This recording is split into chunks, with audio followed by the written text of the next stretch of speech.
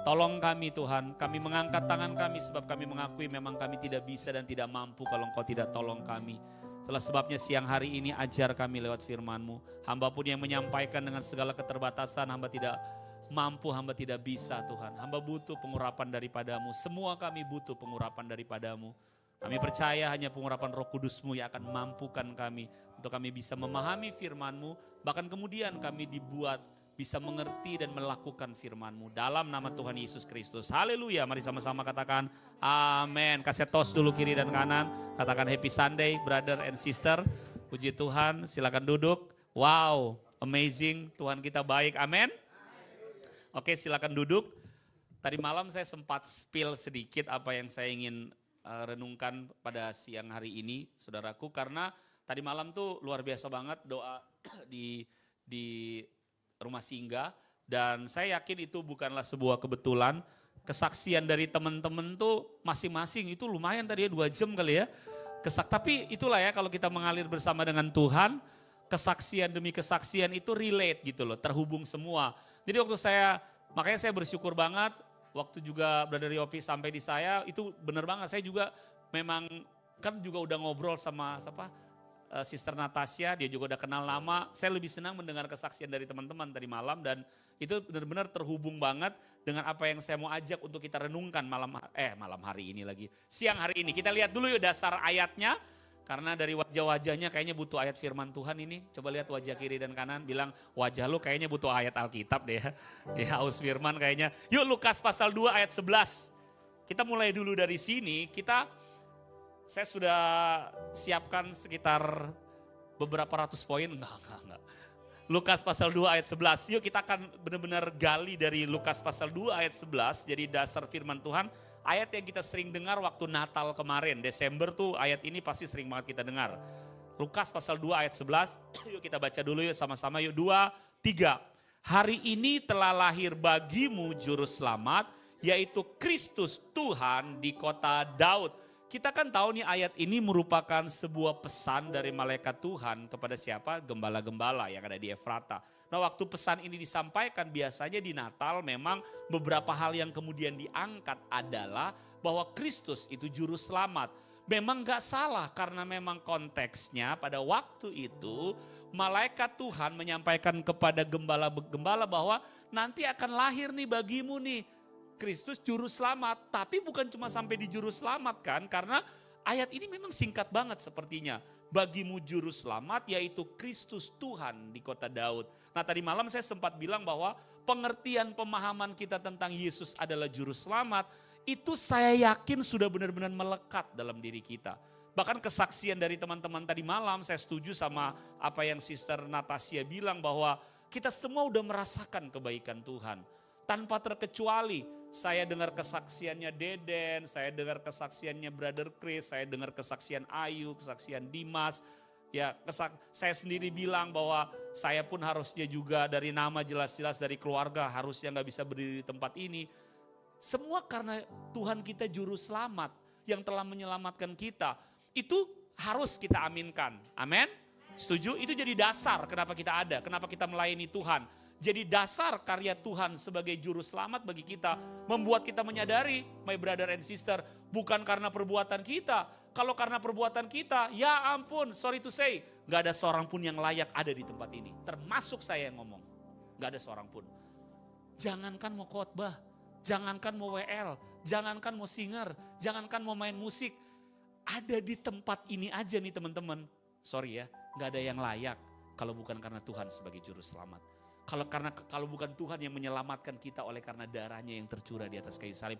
Gak ada seorang pun yang layak. Zaman perjanjian lama tuh tempat kita di luar. Ya ampun, di halaman. Gak boleh masuk.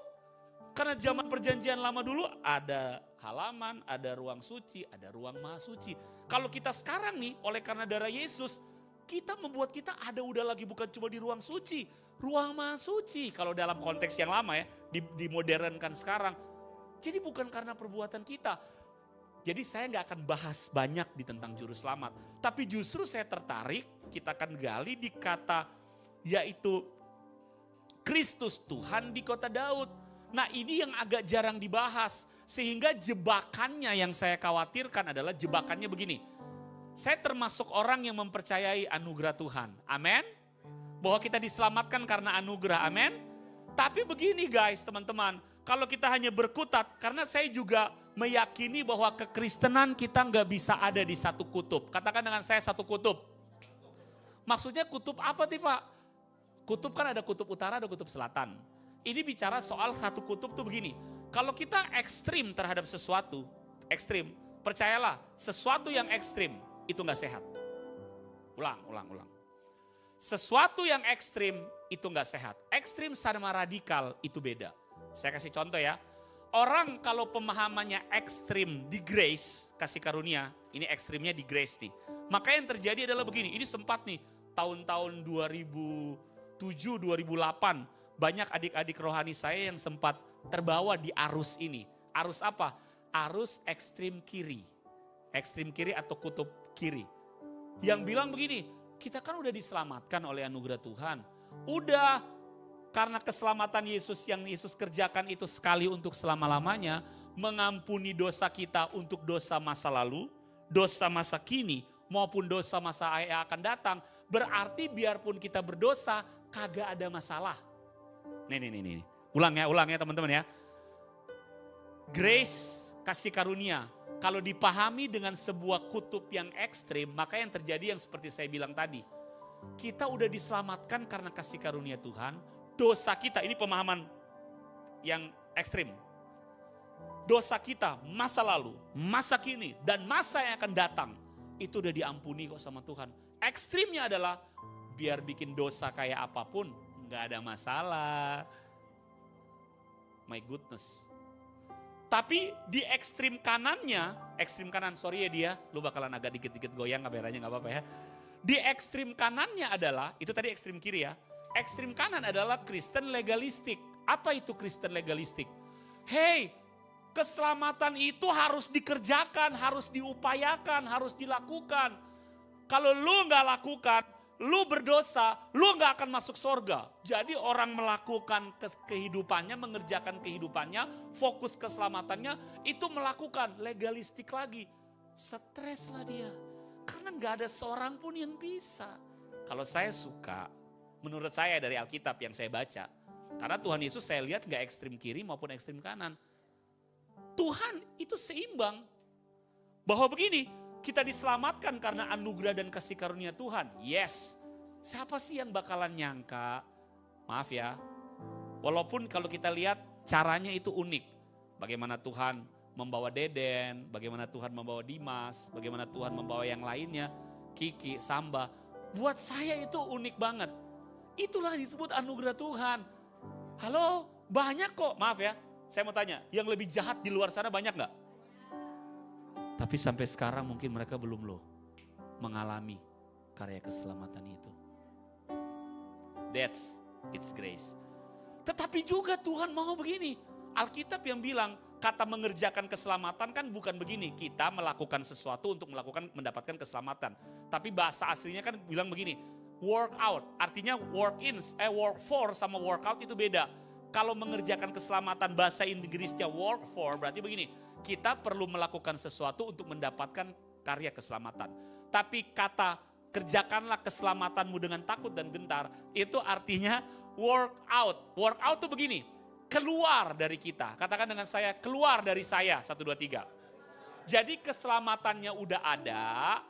Dan kemudian keluar dari kita. Jadi bukan lagi kita lakukan sesuatu supaya mendapatkan keselamatan. Tapi justru karena keselamatan udah kita terima, maka begini, keselamatan itu akan bekerja di dalam kita. Katakan bekerja di dalam kita. Saya langsung aja ya, ini kalau enggak langsung di shortcut, waktu kita akan bisa sampai jam 3 sore ini, atau jam 2 siang. Kasihan yang gereja berikutnya ya, yang saya tahu ya, dari GSCA. Coba kita lihat Lukas pasal 2 ayat ke-11. Kata Kristus itu teman-teman begini. Kata Kristus itu kan punya makna sebenarnya bahasa Yunaninya Kristos. Katakan dengan saya Kristos. Apakah itu sejenis makanan ringan? Bukan ya teman-teman.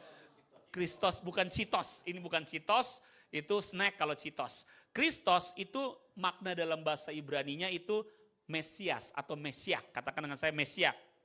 Nah, Mesiak punya arti ini nih teman-teman. Tadi kan juru selamat, Tuhan sudah menyelamatkan kita. Tapi firman Tuhan bilang yaitu Kristus, Tuhan. Kristus Tuhan, Mesias itu punya makna bukan cuma sekedar yang diurapi. Tapi sebenarnya Mesias punya makna raja yang diurapi. Katakan dengan saya raja yang diurapi. Jadi begini teman-teman, kalau fokus kita Kristus hanya sampai di juru selamat, itu yang membuat kita, maaf ya, merasa dinina bobokan. Artinya, toh Tuhan juru selamat. Saya setuju banget. Seberapapun sering kita gagal dan kita hancur, Tuhan akan tetap menyelamatkan kita. That's true. Itu gak bisa dibantah. Itu hati Tuhan. Tapi tahu gak hati Tuhan yang lain? Karena dia juga adalah raja. Kalau dia juga adalah raja, yang dituntut dari seorang raja kepada umatnya, kepada rakyatnya. Kalau kita melihat konteks Tuhan sebagai raja, Tuhan itu menuntut yang namanya begini. Ketaatan sepenuhnya. Katakan dengan saya ketaatan sepenuhnya. Lihat wajah kiri dan kananmu, tatap dia. Bilang sama dia, Tuhan emang juru selamat, tapi juga raja mas bro. Bilang, ingetin dia, ingetin. Saya khawatir maunya cuma Tuhan sebagai juru selamat, tapi mungkin gak mau Tuhan sebagai raja. Itu yang mengakibatkan kita menjadi nyaman dengan keadaan kita. Menjadi nyaman dengan posisi kita. Padahal Tuhan tuh memperkenalkan dirinya sebagai raja. Mau tahu, mau buktinya? Dari wajah-wajahnya butuh ayat lagi nih saya lihat. Waduh memang Alkitabiah banget sih semuanya di sini ya. Jadi maunya ayatnya mana? Mazmur pasal 47 ayat 8 sampai 9. Kita akan lihat ya. Bukti bahwa memang sedari awal Tuhan itu bukan hanya memperkenalkan dirinya sebagai juru selamat, sebagai gembala, sebagai bapa, sebagai sahabat, sebagai mempelai, tapi juga sebagai raja. Mazmur 47 ayat 8 sampai dengan 9. Yuk baca sama-sama yuk. 2, 3. Allah memerintah. Oh sorry. Boleh dari ayat 8 gak apa-apa. Sebab ya oke, baca. Saya yang benar multimedia, tepuk tangan multimedia, thank you. Saya yang bacanya langsung lompat ayat 9. Yuk kita baca yuk sama-sama. 2, 3. Sebab Allah adalah raja seluruh bumi, bermasmurlah dengan nyanyian pengajaran. Ayat 9. Ayat 9-nya gimana? Nah, Allah memerintah sebagai raja atas bangsa-bangsa, Allah bersemayam di atas tahtanya yang kudus. Pernah dengar istilah bahwa begini, Tuhan kita dikenal sebagai raja di atas segala raja. Jadi konsep berpikir bahwa Tuhan adalah raja itu memang sedari awal teman-teman. Bahkan sampai endingnya nanti, katakan saya, sampai akhirnya nanti. Coba kita lihat sampai akhirnya nanti apa sih yang terjadi di surga? Maaf ya, kalau kita berpikir bahwa di surga nanti, ini pemahaman yang sering kali masuk. Boleh saya ceritakan? Ini akan mengganggu nih cara berpikir kalian nih. Terutama buat teman-teman yang di praise and worship. Yakin? Yakin? Nanti di sorga nanti kita kerjaannya hanya memuji dan menyembah. Tolong tunjukkan saya ayatnya di mana. Kamu gak bakal temukan. Walaupun lu siap sih Ki. Dengan keyboardnya, ya Samba mungkin dengan nyanyiannya, Hengki dan lain sebagainya, Lucy. Tapi dengar guys, gak gitu. Mau bukti? Dari wajah-wajahnya butuh ayat lagi. Oke, kita langsung lompat. Wahyu. Yuk, Wahyu. Tuhan dan kita ngapain di sorga? Coba tanya kiri kananmu, lu penasaran gak di sorga kita ngapain? Coba tanya. Penasaran gak teman-teman? Ini selama-lamanya lu di surga, lu bayangin kalau kita nyanyi terus, berapa lagu yang kita nyanyikan kira-kira? Udah udah abadi banget. Ayo kita lihat yuk apa kata Alkitab yuk. By the way, Wahyu pasal 22 aja kita lihat. By the way, kisah daripada si iblis, jadi yang terlalu membesarkan iblis. Iblis itu berakhir hanya sampai di Wahyu pasal 20. Wahyu pasal 20 ayat 7, judul perikopnya, iblis dihukum. Judul perikopnya apa? Jadi kisahnya iblis berakhir di Wahyu pasal 20. Kalau kisah kita gimana? Kisah kita masih berlanjut. Kisah kita nih. Tadi di Wahyu pasal 22, yuk kita lihat yuk. Ayat 3, 4, dan 5. Ayo kita baca sama-sama. Wahyu pasal 22 ayat 3, 4, dan 5. Wahyu 22 ayat 3, 4, dan 5. Yuk 2, 3. Maka tidak akan ada lagi laknat, tahta Allah dan tahta anak domba akan ada di dalamnya dan hamba-hambanya akan beribadah kepadanya. Dan mereka akan melihat wajahnya dan namanya akan tertulis di dahi mereka. Ayat 5, dan malam tidak akan ada lagi di sana. Dan mereka tidak memerlukan cahaya lampu dan cahaya matahari. Sebab Tuhan Allah akan menerangi mereka dan mereka akan memuji dan menyembah Tuhan. Dan mereka akan apa? Memerintah sebagai rajanya huruf kecil, huruf besar? Huruf kecil loh. Merekanya siapa? Merekanya siapa? Merekanya siapa? Coba lihat wajah kiri dan kanan bilang, bakalan jadi raja kita nanti di surga. Bilang, guys saya mau tanya, benar nggak ini? Ini firman Tuhan. Makanya Tuhan disebut raja di atas segala raja, karena memang rajanya kita ini raja yang kecil nih. Raja huruf besarnya itu Tuhan. Itulah sebabnya kenapa saya bilang bahwa kita perlu berpindah cara berpikir kita. Jangan stop hanya di Tuhan sebagai juru selamat. Tapi kita mulai melihat memandang Tuhan as a king, sebagai raja. Apa bedanya melihat Tuhan sebagai juru selamat sama melihat Tuhan sebagai raja? Beda banget mas bro. By the way, Kak Fani gak usah marah-marah. Saya gak marah, saya cuma menegaskan. Canda. Maksud saya adalah kita perlu melihat Tuhan jangan hanya sebagai juru selamat. Itu benar banget, itu udah pasti. Tapi yuk melihat Tuhan sebagai raja. Karena kalau kita melihat Tuhan sebagai raja, itu akan beda banget. Saya ceritakan sebuah kisah. Masih ingat kisah daripada Maria? Waktu malaikat Tuhan datang kepada dia dan berkata, engkau akan mengandung dan akan melahirkan seorang anak. Tahu nggak perkataannya Maria itu apa? Jadilah, aku ini adalah hambamu, jadilah hamba Tuhan, jadilah padaku menurut perkataanmu. Itu kenapa Maria bisa ngomong begitu. Sebab dia melihat Tuhan as a king, sebagai raja. Hey guys, kalian pikir enak jadi Maria? Yang wanita ayo tiba-tiba, belum Giselle ya. Tiba-tiba Giselle datang cahaya terang. Ini kalau kita belum dengar kisah Maria. Tiba-tiba lu bakalan hamil. Giselle, apa yang terjadi? Misalnya nih Giselle udah ada di rumah singgah. Bisa rame rumah singgah. Contoh ya, siapa yang melakukan ini? Ngaku ayo. Waduh. Ini kan kalau kita udah baca kisah Alkitab, oke, anggap kita belum dengar kisah Alkitab. Ayo, bisa-bisa. CCTV ditambah. Per kamar harus ada. Gak gampang. Bener gak guys? Dan by the way, di 2000 tahun yang lalu nih, kisah daripada Maria. Kita lanjutin kisah Giselle aja kalau kita nggak bercanda. Kisah daripada Maria, ini nih kalau benar-benar mereka melihat gini. Makanya kenapa Yusuf bilang, karena Yusuf sayang sama Maria. Oke, gue nikahin, abis itu gue ceraiin. Niat hatinya.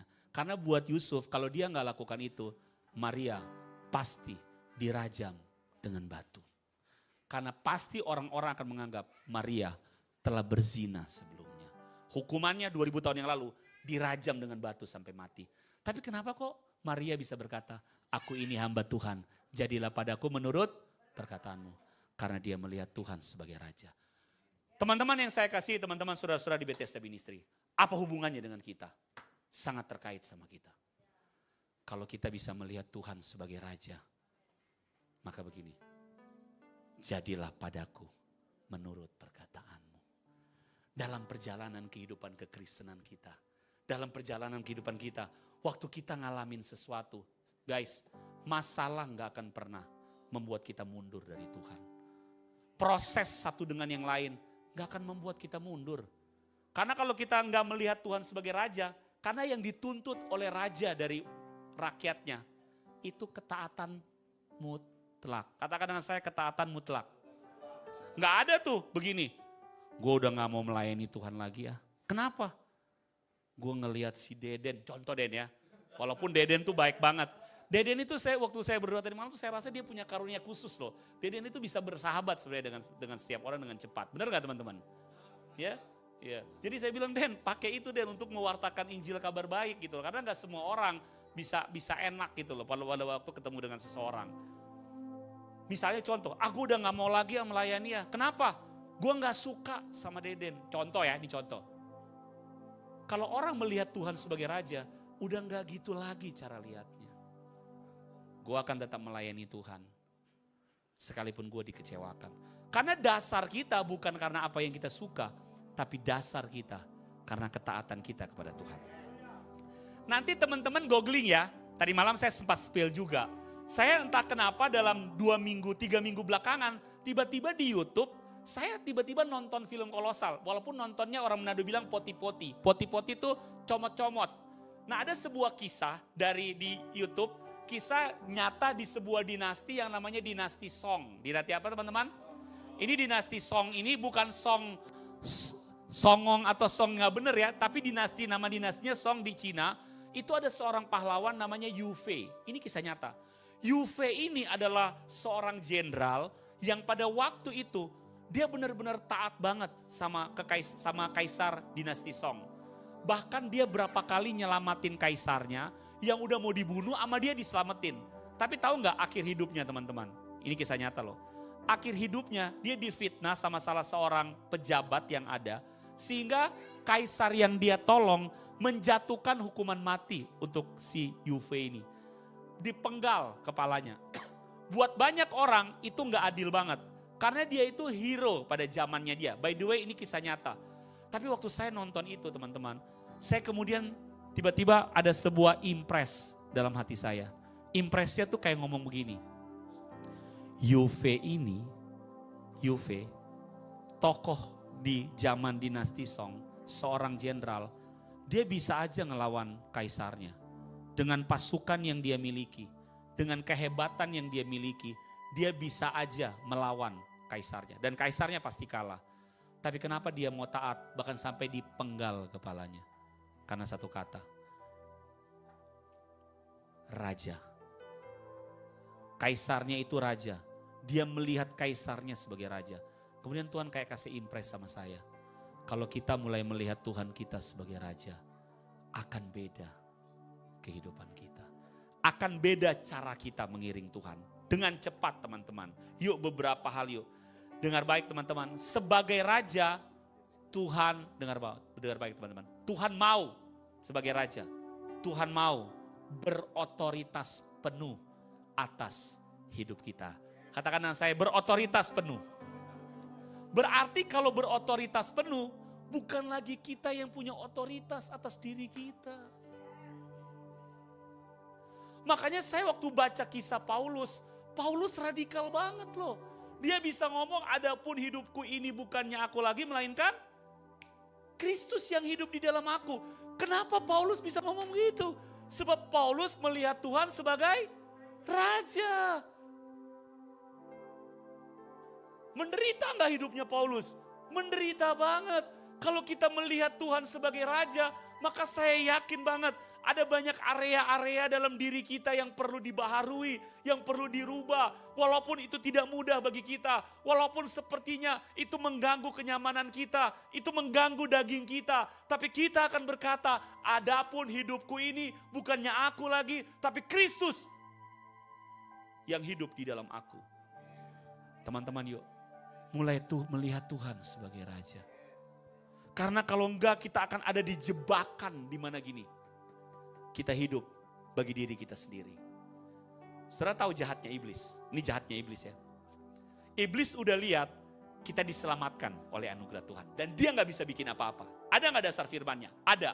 Dasar firmannya bilang begini. Tidak akan ada seorang pun yang mengambil mereka daripadaku. Teman-teman semua oleh karena anugerah Tuhan percayalah teman-teman.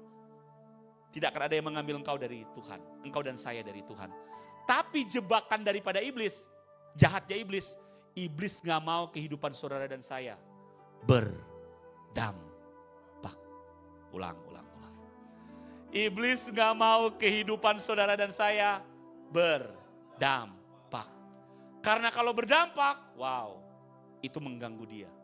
Itu menghancurkan rencana dia bagi kebinasaan banyak orang di dunia ini. Makanya kita dimasukin cara berpikir, yang penting kita udah selamat lah. Maaf ya. Yang penting kita udah melayani lah.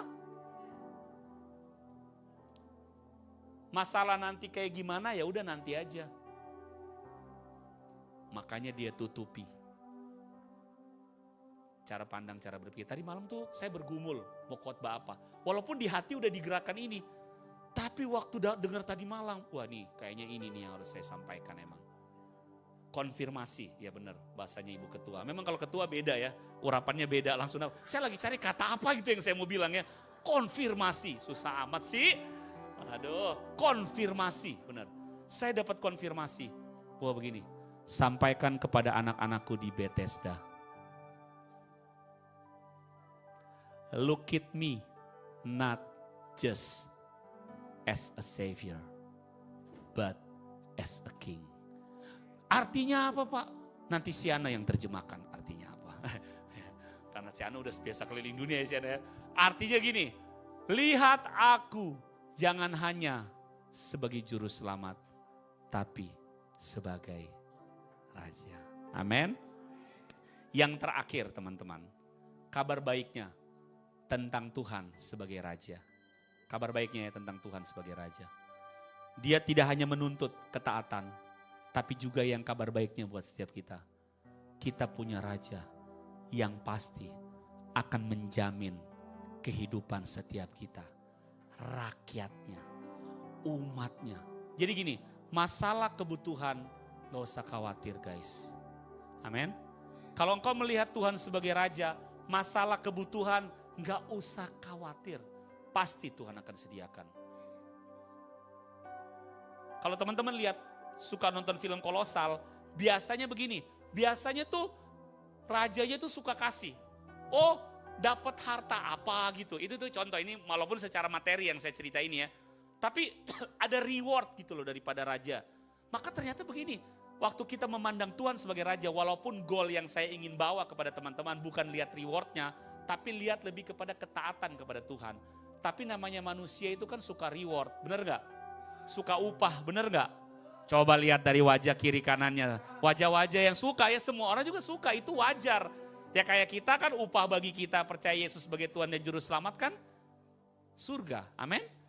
Tapi kan kita masalahnya waktu Tuhan panggil kita gak langsung mau dibawa ke surga. Atau ada di sini yang mau langsung dibawa Tuhan ke surga, angkat tangan. Kita akan doakan sekarang. Yang mau suka sekarang dibawa Tuhan ke surga. Enggak kan, belum kan. Nanti kan, berarti kan begini, selama di bumi Tuhan tuh mau begini. Kita boleh menjadi orang-orang yang berdampak. Setuju teman-teman? Tuhan mau kita menjadi orang-orang yang berdampak. Nah untuk menjadi orang-orang yang berdampak, yuk lihat Tuhan as a king. Lagu yang tadi kita nyanyikan. Mengikuti Yesus dulu ya. Yesus, itulah hatiku, ku lepas semua hakku untuk mengenal kehendaknya. Ya tahan sampai situ aja. Kalau kita lihat tadi ya yang kalimat pertamanya itu yang mengiring Yesus. Ternyata begini, waktu kita melihat Tuhan sebagai raja, yang pasti dari diri kita sebagai umatnya. Ada sebuah kalimat yang saya mau bilang gini. Yang Tuhan inginkan kita melepaskan hak kita. Kita punya hak gak? Punya no? Punya dong. Hak-hak kita apa? Contoh. Salah satunya ya. Hak untuk. Misalnya contoh ya. Kalau melihat Tuhan sebagai raja ya. Hak untuk dilayani. Hak untuk dihargai. Tapi kalau melihat Tuhan sebagai raja, waktu Tuhan mau mengutus kita kemanapun kita berada, dan sepertinya maaf, kita nggak dihargai, kita nggak dihormati, kita disepelekan. Tapi kalau kita melihat Tuhan sebagai raja, kita akan berkata, ya Tuhan, saya mau taat. Yang penting bukan saya yang dihargai, tapi raja saya yang akan dikenal oleh Tuhan lewat kehidupan saya. Mungkin waktu teman-teman nanti mulai melayani, nah saya yakin bahwa gini, teman-teman ada diperlengkapi. Ini bakalan ke Lumajang lagi nanti beberapa orang. Itu bakalan diperlengkapi guys. Belum, kan ada banyak banget yang saya lihat training, saudara ketemu dengan hamba-hamba Tuhan yang dahsyat, dibawa sama Brother Yopi, dibawa sama Sister Desra, dibawa. Itu semua gak ada yang kebetulan. Katakan gak ada yang kebetulan. Tuhan lagi latih teman-teman. Amin. Tuhan lagi prepare teman-teman. Coba bilang dulu kiri kananmu, bilang, kamu lagi dilatih. Bilang, lu lagi dilatih. Serius, serius guys, amin. Teman-teman lagi dilatih. Karena penuaian memang penuaian yang besar sementara Tuhan persiapkan. Dan saya percaya Bethesda Tuhan akan bawa dalam sebuah hal yang amazing. Saya ngomong begini bukan karena saya ada di mimbar Bethesda Ministry. No, tapi saya yakin banget bahwa bukan hanya Bu Desra, bukan hanya Brother Yopi akan Tuhan pakai, tapi semuanya Tuhan akan pakai. Tapi boleh gak saya ngomong kalimat selanjutnya? Yakin? Siap? Gak bakal dimarahin saya? Tapi memang yang Tuhan mau, semuanya mulai melihat Tuhan sebagai Raja. Di mana sebagai Raja yang Dia meminta adalah ketaatan penuh. Siap Tuhan. Amin. Yakin? Yakin? Kalau udah kayak gitu, kayaknya khotbahnya selesai udah. Apalagi yang mau dilanjutkan? Nanti kita akan bahas lagi kapan-kapan ke depan ya, bahwa ternyata kalau pembicaraan Tuhan sebagai Raja, nanti kita akan bicara yang namanya otoritas sebagai Raja. Ingat, nanti di surga Tuhan Raja di atas segala Raja, tapi kata firman Tuhan kita udah baca tadi, kita nanti akan memerintah sebagai Raja. Jadi di surga nanti kita akan memerintah. Ada yang suka tanya, kalau semua orang percaya akan memerintah sebagai Raja, siapa yang bakal diperintah? Ada aja nih orang ya mikirnya ya, ada aja.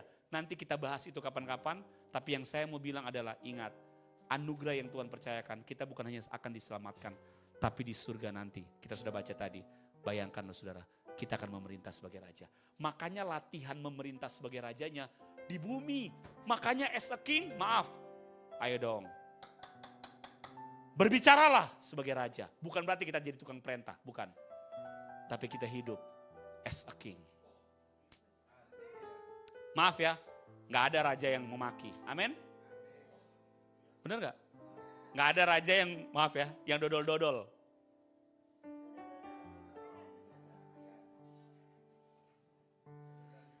Di Inggris rajanya siapa yang menggantikan Ratu Elizabeth? Raja Charles ya. Saudara tahu? Itu gambaran raja di dunia bisa jadi pembelajaran buat kita. Raja Charles tuh, kalau kita lihat cara makannya, cara berdirinya, cara ngomong, makan aja. Sendok sama garpu tuh udah pada tempatnya kan. Ini saya gak ngomong secara kayak kita harus seperti itu. Maksudnya gini loh, raja emang beda loh cara hidupnya. Dan itulah sebabnya kenapa Tuhan mau kita hidup seperti apa ya, bagaimana Tuhan hidup. Karena Tuhan mau kita mulai melatih kehidupan kita sebagai raja. Bukan kita jadi sombong, bukan kita jadi tukang perintah. Kita adalah raja seperti Tuhan kita, raja yang melayani. Kita punya hati yang melayani, tapi cara hidup kita beda. Kita mulai melihat orang lain dengan hati seperti Tuhan melihat orang lain. Kita penuh dengan belas kasihan. Kita gak mau lagi, makanya tadi malam saya tuh mendengar kesaksian, kadang-kadang kita memang kerap jatuh lagi, betul gak? Ayo dong, raja-raja yang akan Tuhan percayakan nanti. Udahlah, jangan lagi jatuh di narkoba. Amin. Lihat lagi kiri kanan, mau bilang, lu raja, jangan jatuh-jatuh terus. Udah lewat kisahnya. Amin. Udah boleh lah, come on man. Karena kalau jatuh, bangun lagi, jatuh, bangun lagi. Padahal Tuhan mau kita udah berlari as a king. Menyelamatkan jiwa-jiwa, membawa jiwa-jiwa. Saya mau tanya, yang memilih mau terus jatuh bangun aku, atau yang memilih untuk terus berjalan dalam kasih karunia Tuhan, mulai berlari dalam panggilan Tuhan, mana yang kalian pilih? Mau jatuh bangun terus, atau mulai berlari dalam panggilan Tuhan? Yang mau berlari dalam panggilan Tuhan boleh angkat tangan? Kasih tos kiri kananmu, bilang, jadikan Tuhan sebagai Raja. Saya selesai, mari kita bangkit berdiri yuk teman-teman. Ada lagu yang bilang, Engkaulah Tuhan, Engkaulah Tuhan gitu ya. Nah itu ya, yuk kita naikkan pujian ini yuk sama-sama yuk teman-teman. Amin, amin. Engkaulah, yuk kita angkat pujian ini yuk teman-teman. Berdaulat atas hidup, kami berserah penuh kepadamu. Berserah penuh, Engkaulah Tuhan.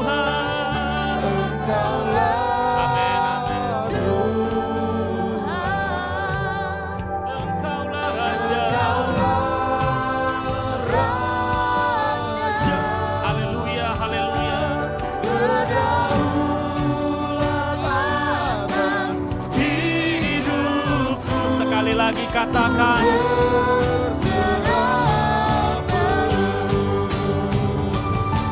Engkaulah Tuhan, Engkaulah Raja.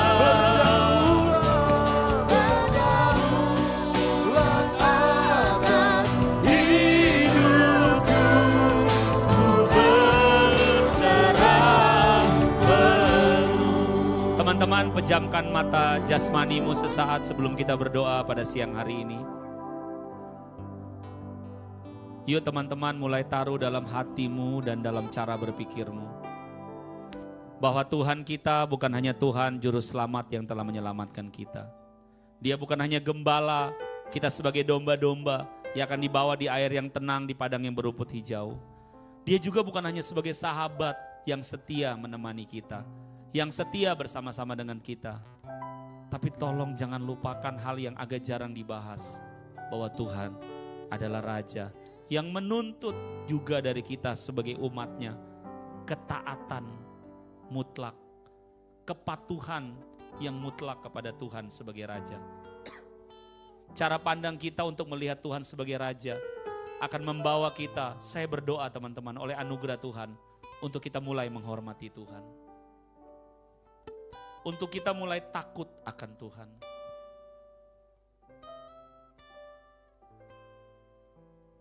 Jesus. Kita bersyukur kita punya Tuhan yang sabar banget. Kita bersyukur kita punya Tuhan yang sangat mengasihi kita. Bukan hanya saudara, saya pun juga mau mengakui di hadapan saudara. Setiap kita, saya yakin, maaf, kadang-kadang kita kurang ajar sama Tuhan. Dengan cara berpikir kita, dengan perkataan kita, dengan sikap dan perbuatan kita. Tapi anugerahnya selalu terbuka buat kita. Dia gak pernah membuang kita sebagai anak-anaknya, gak pernah. Gambaran tentang anak yang bungsu itu adalah gambaran buat setiap kita. Kita punya Bapa yang selalu menerima kita apa adanya dan kapanpun.